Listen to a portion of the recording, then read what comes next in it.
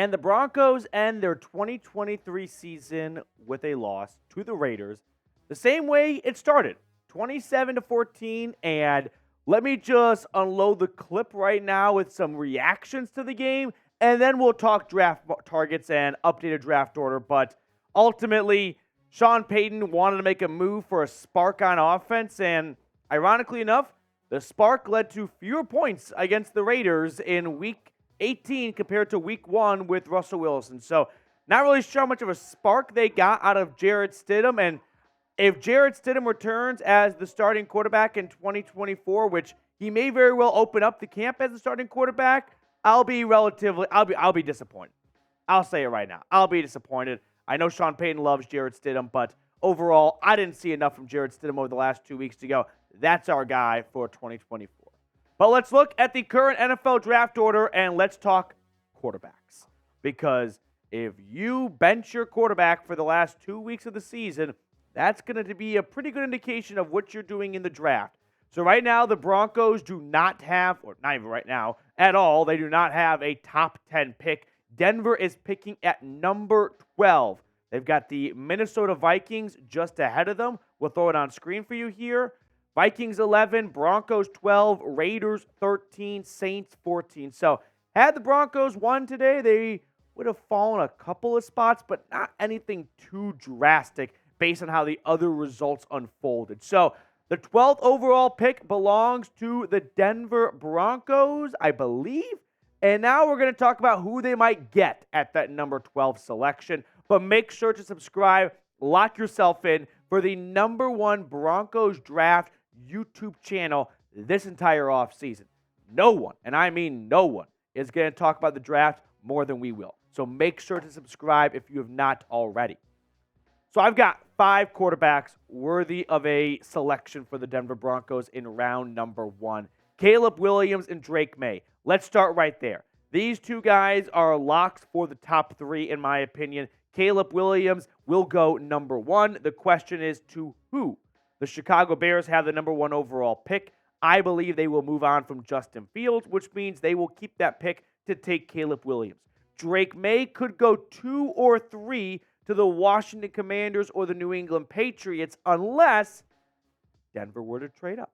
We did see the 49ers jump all the way from 12 to 3 to get Trey Lance. It cost them multiple first-round picks in the future and a whole lot more. So if the Broncos want to get Drake Maye, for example, it's going to cost an arm and a leg. I mean, we're talking first-round picks this year, swapping, and then 2025 first-rounder and probably a 2026 first-rounder to go from 12 to 2, 12 to 3 if they want to get Drake Maye.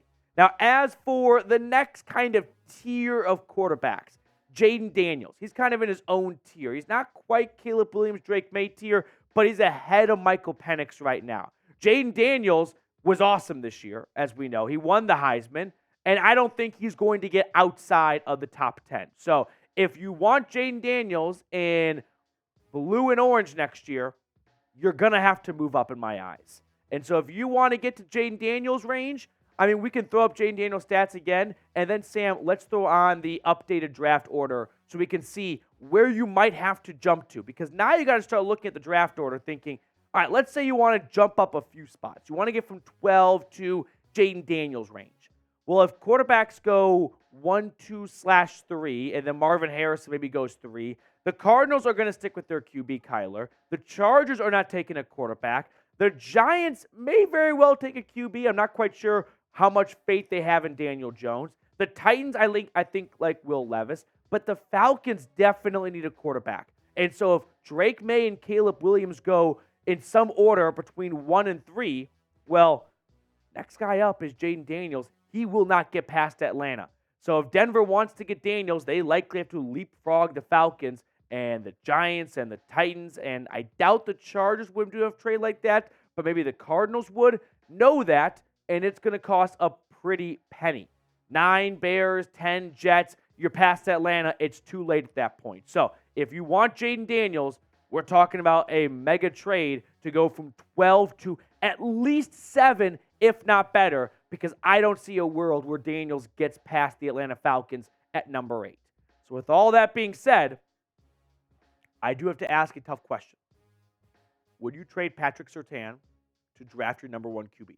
Whoever your top guy is, whether you love Caleb Williams, Drake Maye, or even Jayden Daniels, if you want to jump from 12 to 2, 3, 4, 5, 6, 7, somewhere in that range right there, it's going to cost a lot. Would you include Pat Surtain? I struggle with this because I say no, but I can also understand that you've had Pat Surtain now for a few seasons, and he's phenomenal. He's an all-pro corner, but he can't win games by himself. Quarterbacks can sometimes win games by themselves, and that's the most important thing. But ultimately, I would hold on to PS2. And then we fell to Bo Nix. Bo Nix would be the Broncos quarterback if John Elway was still calling the shots. This I have no doubt about. But I could also say Bo Nix kind of fits what Sean Payton wants in a quarterback. And so what if Denver doesn't want to trade up and they want to take what falls to them?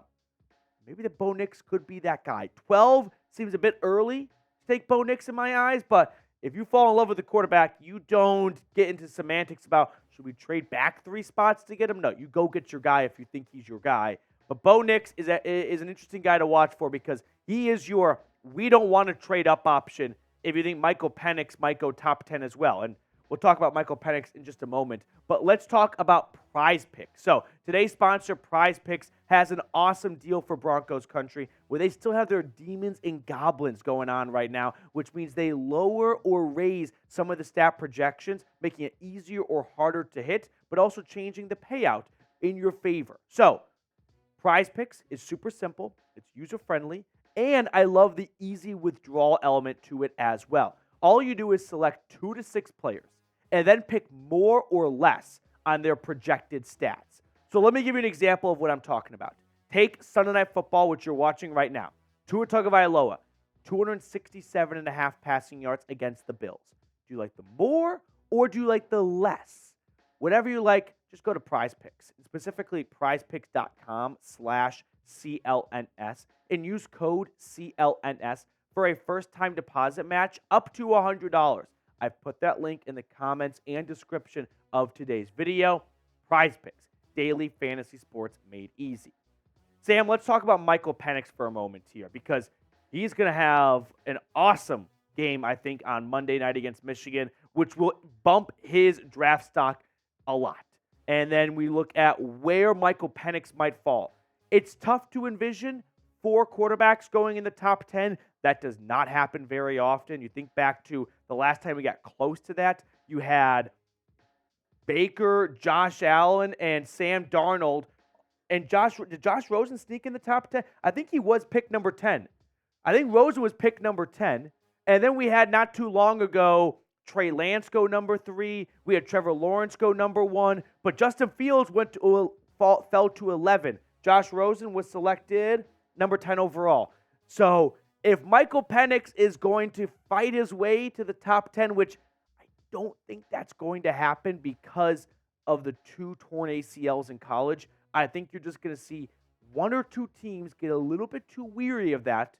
And with Caleb Williams, Drake Maye, and Jayden Daniels already there, 3 out of those 3 guys can take 3 of the top 10 selections, you might see Michael Penix fall a little bit. And if that's the case, Michael Penix at 12 is very tempting. I'm a big fan of Michael Penix. I've been on the Michael Penix train for quite some time now. And I've said, if Michael Penix was a righty quarterback in the SEC, oh, how different the conversation would be about him. But because he's lefty, people think that's witchcraft, and that he plays in the Pac-12, no one watches him.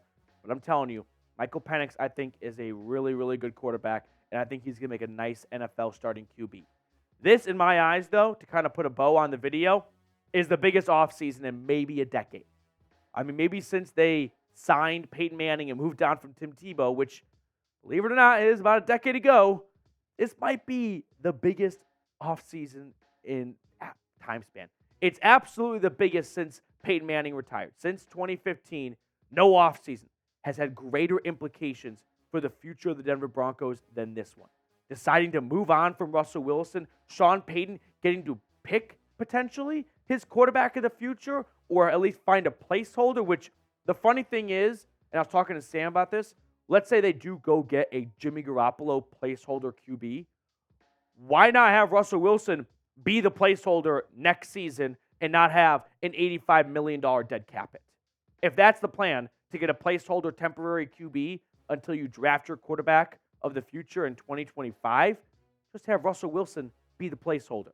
And because they are moving on from Russell Wilson, which I believe they will, I am inclined to believe they will be selecting a quarterback. So we'll wrap up the video by showing you guys the updated playoff pictures here. As you're watching this will change as the Dolphins and Bills are going on and Sunday Night Football here. But if Miami wins, they'll be the 2 seed. They will host the Buffalo Bills the very next week. And the 3 seed Kansas City Chiefs will play the Pittsburgh Steelers. The 4 seed Houston Texans will host the Cleveland Browns. If the Bills win, the Bills jump up to number 2, and Miami would fall all the way to number 6. And the Steelers would be the 7 seed, and they would play in Buffalo. But Browns-Texans remains the same. The NFC is done, right? We got the NFC playoff picture finalized with the Niners getting another week off. The Cowboys will host the Packers. I like Dallas in that one. Detroit against the Rams. And then we got the Buccaneers hosting the Philadelphia Eagles. So, playoff football for a little less than half the NFL, 14 out of the 32 teams. The rest of us, on to the offseason. We're talking drafts. We're talking mock drafts. We're talking free agent targets. Is Lloyd Cushenberry going to come back? What are you going to do with Russell Wilson? So much to discuss this offseason, which is why you got to subscribe.